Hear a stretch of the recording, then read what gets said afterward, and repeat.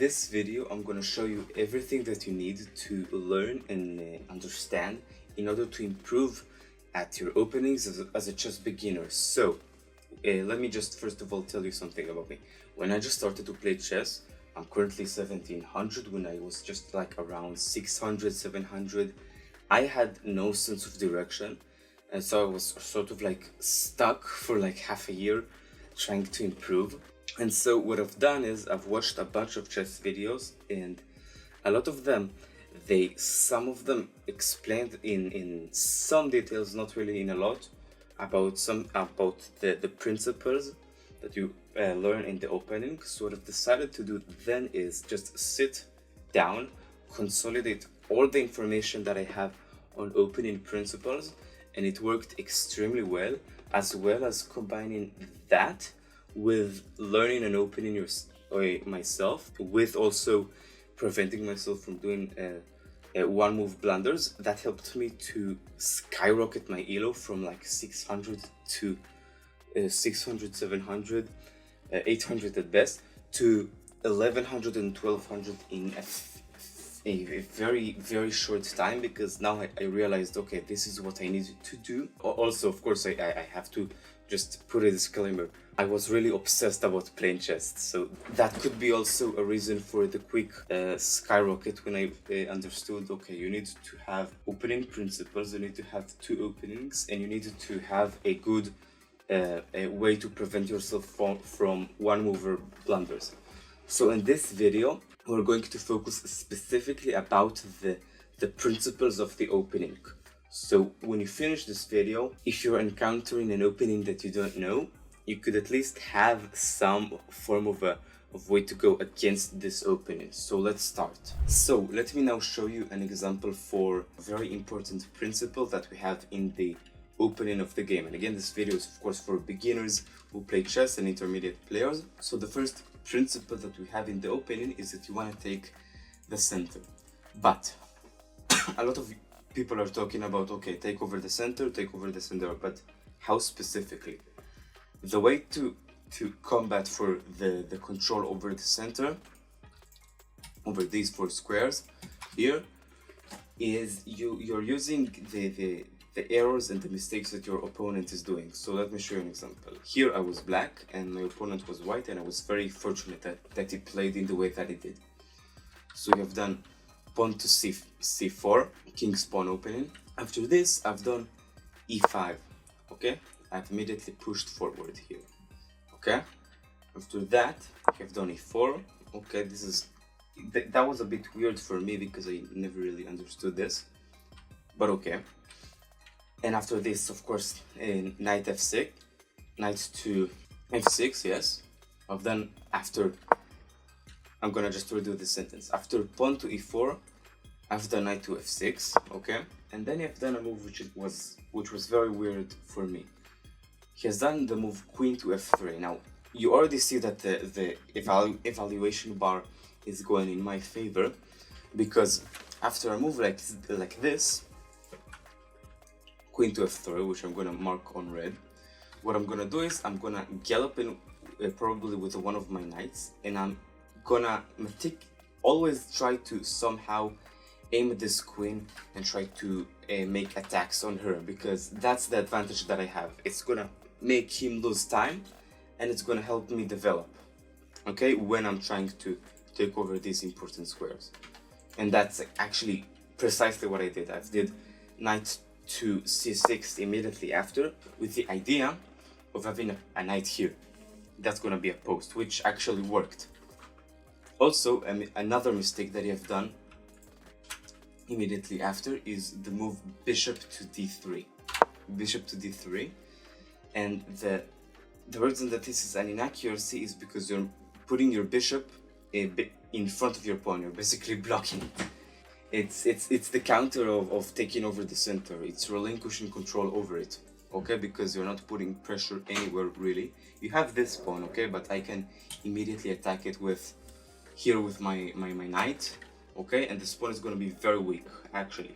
Okay, so after knight to d4, which I end up with an outpost here, this knight becomes extremely powerful because of this. because of this move bishop to d3, I actually managed to do this, okay? Because he have done the move queen here and bishop to here, that move became very luxurious, okay? Because now not only I have a very powerful control over the center, I can also attack him, okay? I can attack him here, he cannot move here back, he cannot move there. It's very, very difficult. This bishop now is also locked to this square, cannot move back. If it moves back, I'm gonna come here and attack the king and the rook. They're very, very powerful for me.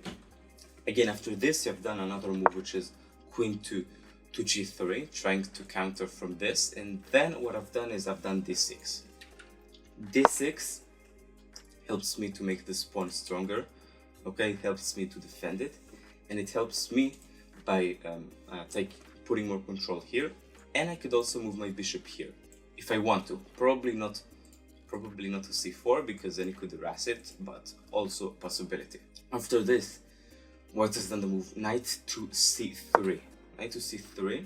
He immediately puts this as a mistake. Now there's a reason that he puts it under a mistake, and the reason is for knight to c3 to be a mistake is because, take a look at this. This knight here, he is extremely powerful. I cannot even tell you what an advantage this is to have a knight sit here like this. Aims at so many things, and so the reason that this is considered a mistake is because what the computer says is basically move your knight here and trade the knight here that will be here for this one, okay?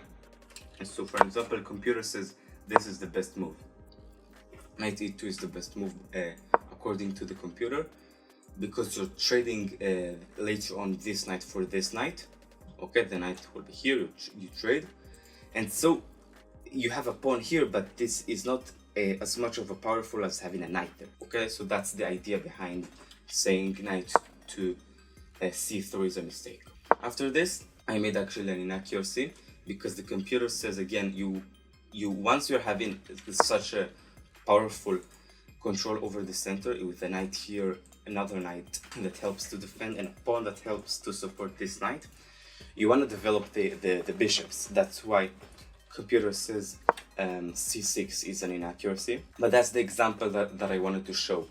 If your opponent does something like queen moves here, immediately try to figure out ways that you can develop and attack at the same time with the queen, because that helps to gain more tempo.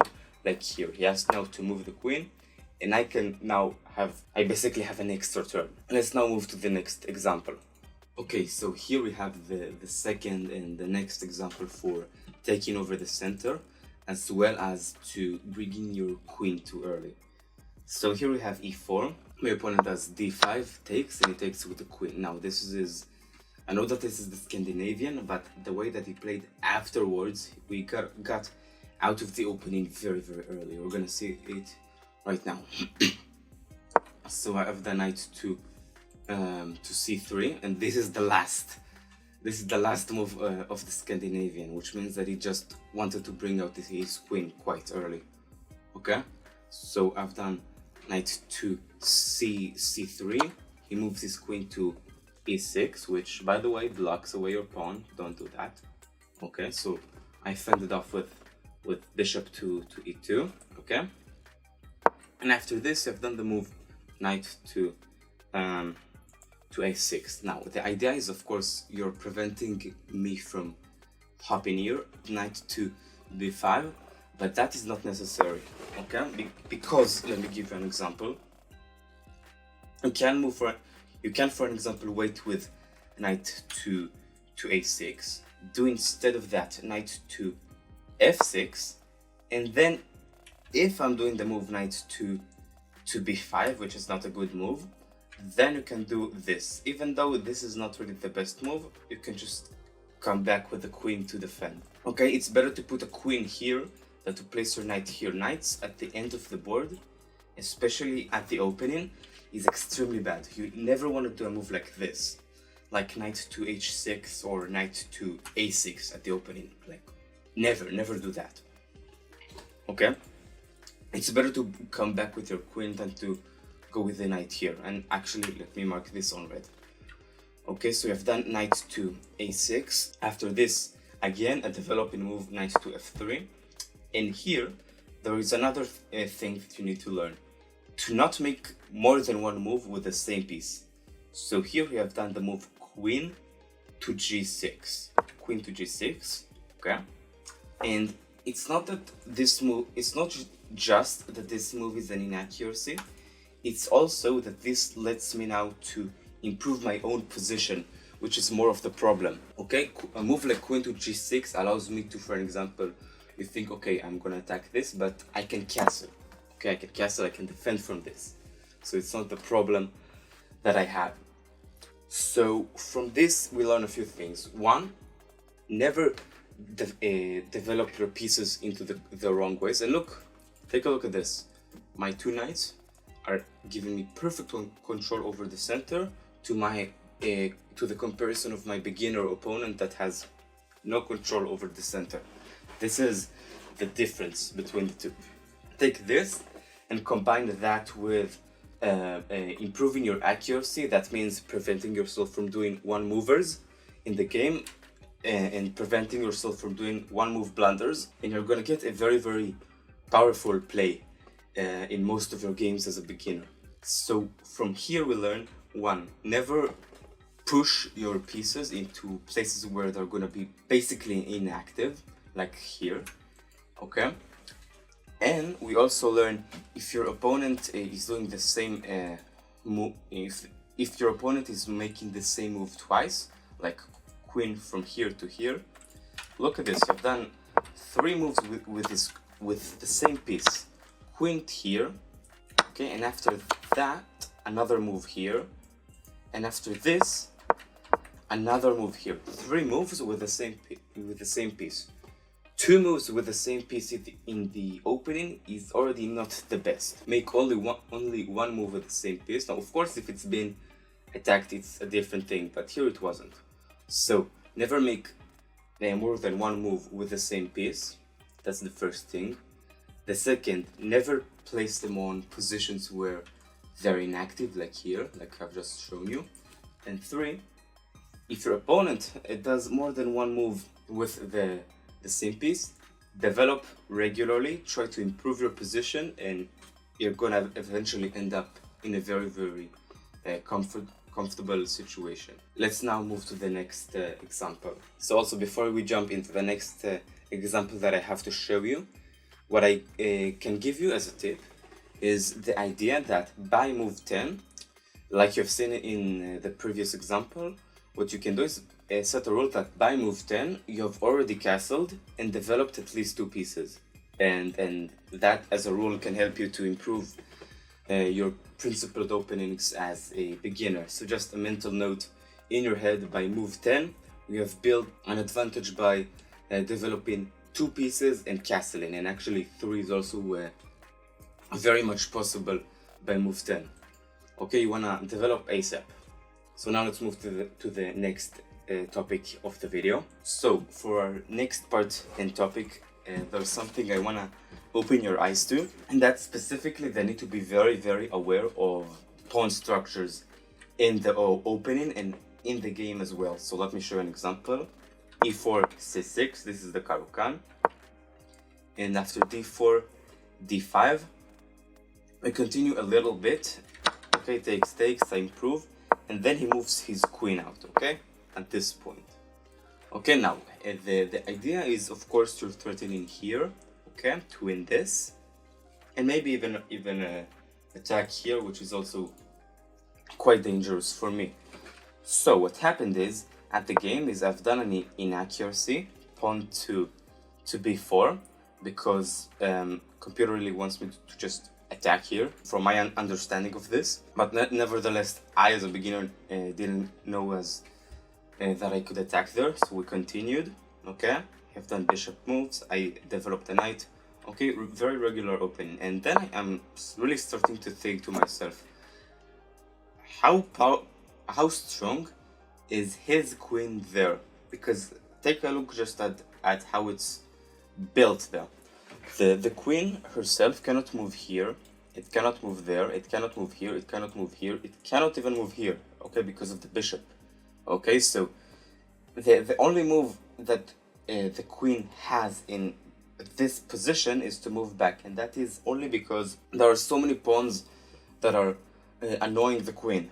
It's quite powerful to just have a mental note when you're playing for the pawn structure, so that you will have an easier time playing chess. Also, something I have to mention, pawn moves like e4, d4, moves like this, they themselves are not considered developing moves. Developing moves are, for an example, moving your knight to g3, or your bishop to d3. Okay, moves like this, these are developing moves.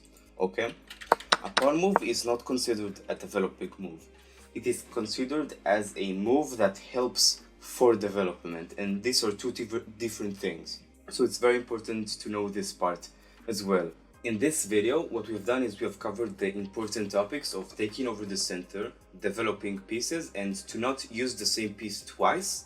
Do not bring your queen into the opening as fast as you possibly can. And those are the 4 most important topics. And of course, if your opponent does a mistake and breaks one of these principles, try to use it for your own advantage. That is the way to improve at the opening. Also, just so you know, I'm looking to spread videos like this and more videos from this channel in the future. So if you want to see more videos like this, you can just subscribe, and then the algorithm in YouTube will just show you more videos that you can learn from chess like this. And so this is something you can do. So now that you have a little bit of a better knowledge of the opening, what I suggest that you go do is just go to the platform that you're playing in. If it's on chess.com, for example, easy, go play against the bot Nilsson. If it's on other apps, go and just play as many games versus bots with these as mental notes for the game itself, for the opening, to specifically, right now what you want to do is you want to practice the beginning of the game. So that's the thing you can really do now with the knowledge that I just gave you. Also, a tip that I can give you is, if you're learning a specific opening, is don't try to learn multiple openings at the same time. Learn the main lines of 2 openings, one for white and one for black for e4.